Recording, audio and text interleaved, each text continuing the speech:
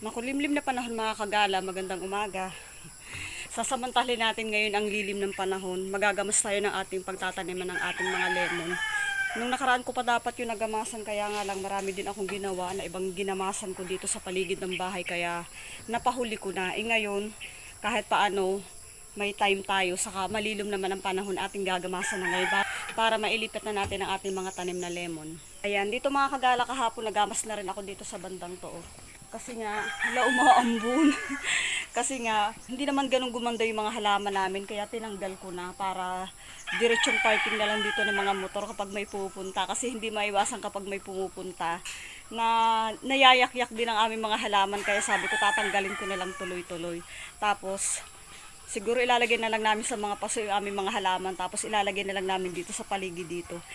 Tara, magamasa tayo.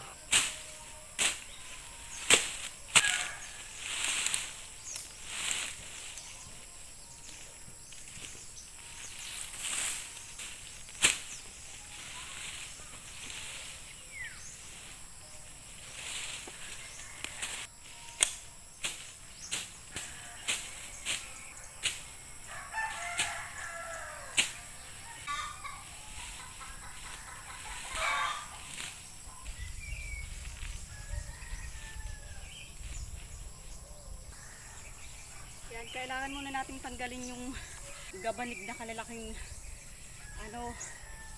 bagin, kasi kung hindi natin tatanggalin, hindi natin totally malilinisan talaga sa baba. Pag natanggal yung mga kapalabagin, saka natin sasatsatin dito sa baba. Ang bigat kapag naipon din yung bagin at nakapulupot ng ganyan, ang bigat din, ang hirap. Mahirap din mga kagala yung magtabas ka o maggamas ng masyadong tuyong-tuyo ang damo, or ilang araw na hindi umuulan kasi masyadong makunat ang damo. Mahirap tabtabi ng ganyan, hindi agad sumusunod, makunat. Kaya parang ang bilis mapagod.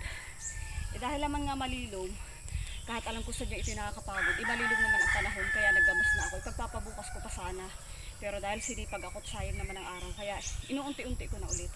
Hindi kong alin lang ang matapos natin ngayong araw na ito.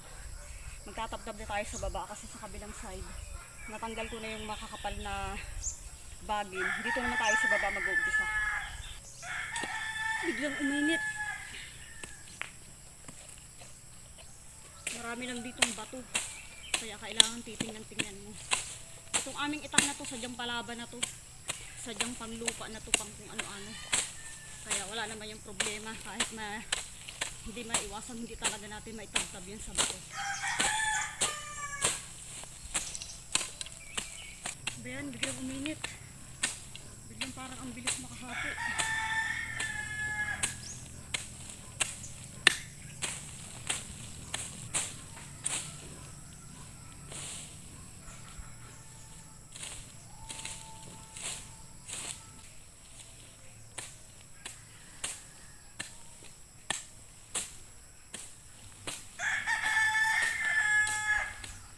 Parang hindi ako tatagal Painit na painit.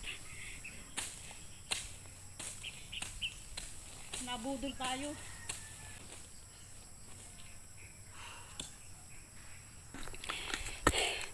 Nauuhaw ako mga kagala. Mamaya ulit pahinga muna tayo. Biglang uminit. Parang bigla ako nauuhaw at bigla akong hinahapo. Kanina ganda-ganda lang. Biglang init ulit. Hinom muna tayo ng tubig. Maya-maya ulit. Ay ba yung kanina kalilom-lilom lang, biglang uminit.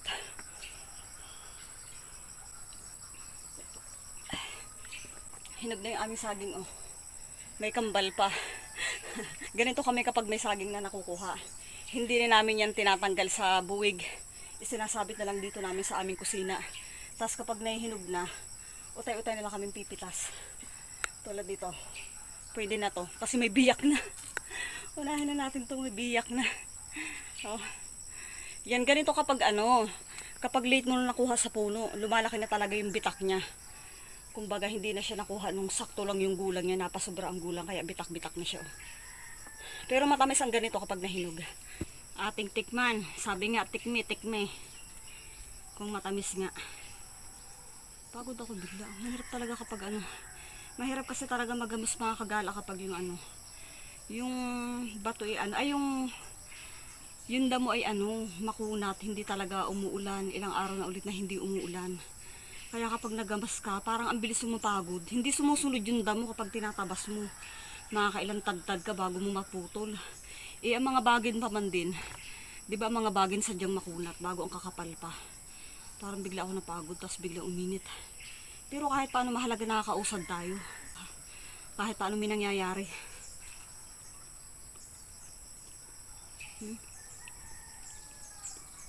Matamis man siya.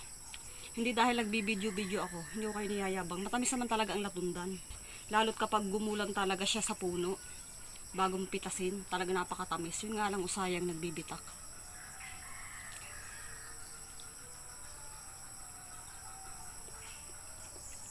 Balik na tayo.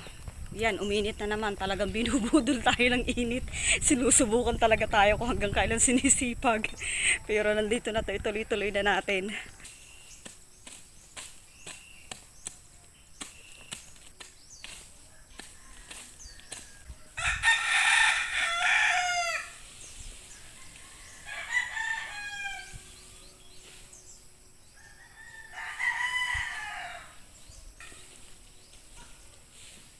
Parang nakakarami-rami na ako ng ginamasan pero hindi pa din talaga gumaganda ulit ang lilom.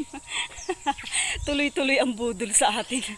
Napapagod na ako, bukas na lang natin tatapusin. Total bukas ko na rin naman maiitanim yung ating mga punla ng mga lemon. Ikadalawang araw na ngayon ang lumipas.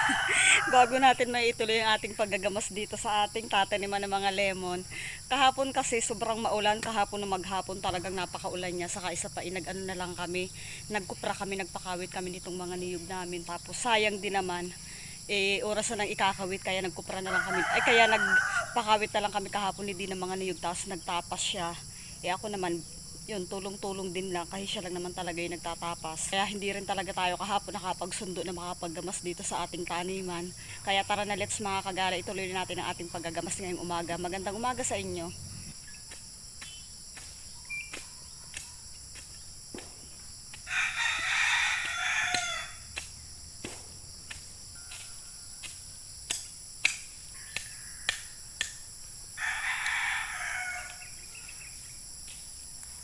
Kailangan nating igit na ang pagtatanim sa kanya. Gawa na ng kaliw akanan, niyog ang pagitan. Ipag magkukupra at mangangawit baka mabagsakan. Kaya igigit na natin yung ating itatanim. Unang tanim. Gumanda ka, huwag ka mamamatay at patay din ako. Patay tayo dyan. Yan, hindi. Pinakalman ko na ang lemon mo ha. Para wala ka nang gagawin pagdating mo.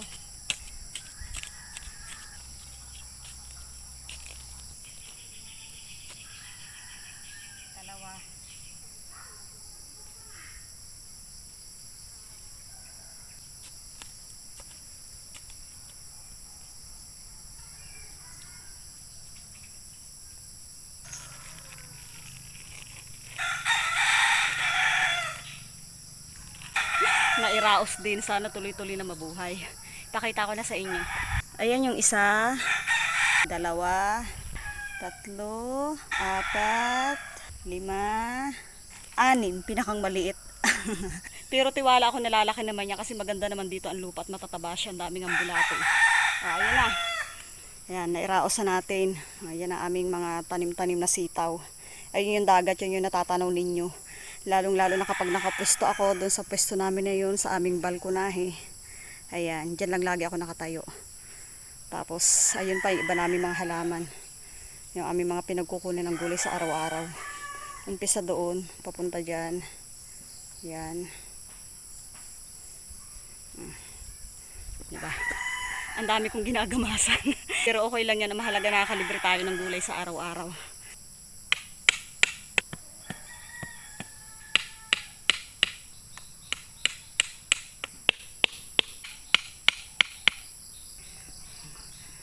Kaya yun lang mga kagala, dito na nagtatapos ang aking vlog para sa araw na ito, para sa pagbabahagi ko sa inyo ng ating paggagamas at pagtatanim ng ating mga lemon. Yun.